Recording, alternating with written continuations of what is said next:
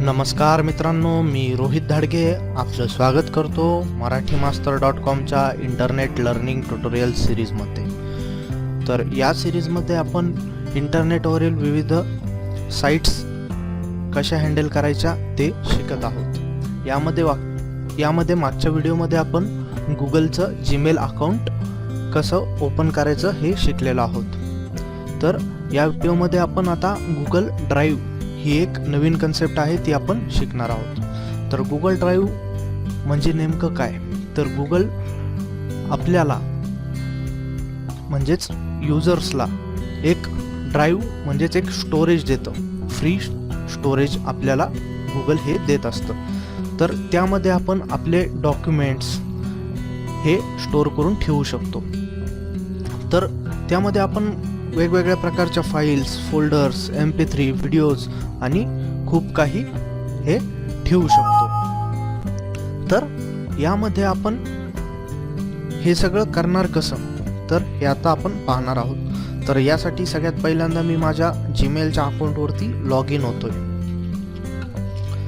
हा माझा जीमेलचा ID आहे, तो मी या ठिकाणी टाकलेला आहे। तुम्हाला जर अजूनही जीमेलचं अकाउंट कसं क्रिएट करायचं हे माहीत नसेल तर यासाठी तुमच्या स्क्रीनवरती या ठिकाणी जी लिंक येते त्याच्यावरती तुम्ही क्लिक करून गुगलचं जीमेल अकाउंट कसं उघडतात हे पाहू शकता। तर यानंतर मी माझा पासवर्ड टाकतोय। तर मित्रांनो, सगळ्यात पहिल्यांदा आपण आपल्या गुगल ड्राइव्हवर जाण्यासाठी या ठिकाणी जे गुगल ॲप्सचा जो सिम्बॉल आहे या ठिकाणी क्लिक करणार आहोत।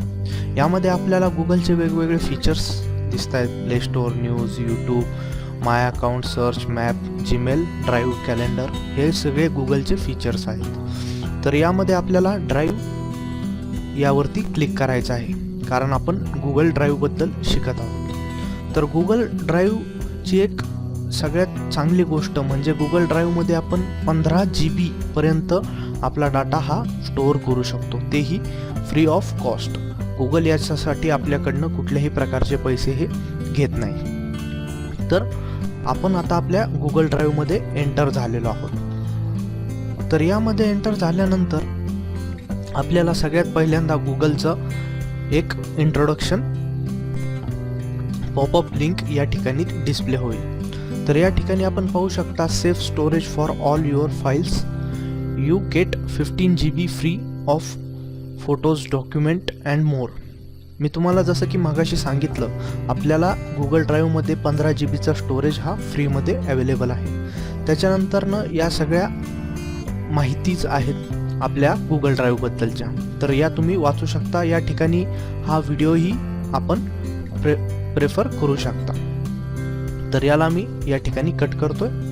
त्यानंतर आपल्याकडे आपण या ठिकाणी पाहू शकतो की आपला गुगल ड्राइव्ह हा ओपन झालेला आहे। या ठिकाणी आपण पाहू शकता माय ड्राइव्ह आलेला आहे आणि या ठिकाणी एक ऑलरेडी फाईल आलेली आहे। तर ही फाईल आहे काय, आपण याच्यावरती डबल क्लिक करूया आणि आपण ती फाईल पाहू शकतो। तर गुगल ड्राइव्हची ही एक फॅसिलिटी आपल्यासाठी आहे। आपण डबल क्लिक केल्यानंतर या फाईलला ॲटोमॅटिक प्रिव्ह्यू होतात या फाईल्स। त्यानंतर आपल्याला या ठिकाणी प्रिंटचं ऑप्शन आहे, डाउनलोडचं ऑप्शन आहे आणि शेअरचं। जर हे शेअरचं ऑप्शन खूप महत्त्वाचं ऑप्शन आहे, याच्याबद्दल मी तुम्हाला येत्या व्हिडिओमध्ये सांगणार आहे। तर हा झाला इंट्रोडक्शनचा भाग। तर आता गुगल ड्राइव्हमध्ये आपल्या फाईल अपलोड करायच्या कशा हे आपण आता पाहणार आहोत। तर सगळ्यात पहिल्यांदा आपण न्यूच्या बटनावरती क्लिक करूया। यामध्ये आपण पाहू शकता फोल्डर आपल्याला ॲड करायचं आहे, डायरेक्टली फाईल अपलोड करायची आहे किंवा डायरेक्टली फोल्डर अपलोड आपण करू शकतो। त्याच्यानंतर गुगल डॉक्स आहे, गुगल शीट्स आहे, गुगल स्लाइड्स आहे आणि आणखीन खूप काही यामध्ये आपण ॲड करू शकतो। तर आपण सध्या एक फोल्डर ॲड करणार आहोत। या फोल्डरला मी नाव देतोय टेस्ट फोल्डर। तुम्ही तुमच्या पद्धतीने याला नाव देऊ शकता। त्यानंतर आपण या ठिकाणी पाहू शकता हे माझं फोल्डर क्रिएट झालेलं आहे। या ठिकाणी हे वेगवेगळे ऑप्शन्स आपल्याला गुगलने अवेलेबल करून दिलेले आहेत। यावरून आपण हे सगळे मॅनेज करू शकतो। तर मी याला ग्रिड व्ह्यूमध्ये मी याला असंच ठेवतोय। त्याच्यानंतर मी याच्यावरती डबल क्लिक करतोय। तर तुम्ही पाहू शकता की ते फोल्डर आपलं ओपन झालेलं आहे. ज्याप्रमाणे आपले पीसीचे फोल्डर्स वर्क करतात त्याप्रमाणे हे फोल्डर वर्क करत आहे. त्यानंतर आपण आपली जी फाईल आहे ती या ठिकाणी ड्रॅग अँड ड्रॉप करायची आहे. तर मी सगळ्यात पहिल्यांदा आपल्या वेबसाईटची जी JPEG फाईल आहे ती या ठिकाणी तुम्हाला टाकून दाखवणार आहे. तर ही फाईल मी सिम्पली या ठिकाणी ड्रॅग आणि ड्रॉप करतोय. तुम्ही या ठिकाणी पाहू शकता की इथे एक मोठा निळा सर्कल आलेला आहे. याचाच अर्थ आपण या ठिकाणी ती फाईल ड्रॉप करू शकतो. खालच्या साईडला आपण पाहू शकता ही फाईल अपलोड होती. तर या ठिकाणी ही फाईल अपलोड झालेली आहे. मी याच्यावर डबल क्लिक करतोय.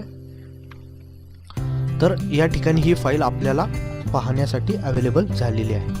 तर अशा प्रकारे आपण आपल्या फाईल्स यामध्ये अपलोड करू शकतो.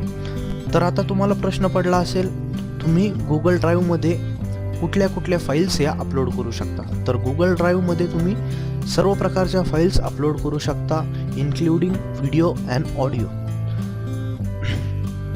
तर अशा प्रकारे आपण गुगल ड्राईव्हमध्ये आपला डाटा हा स्टोअर करून ठेवू शकतो आणि त्याला आपण वर्ल्ड वाईड म्हणजेच कुठल्याही ठिकाणावरून आपण तो डाटा ॲक्सेस करू शकतो.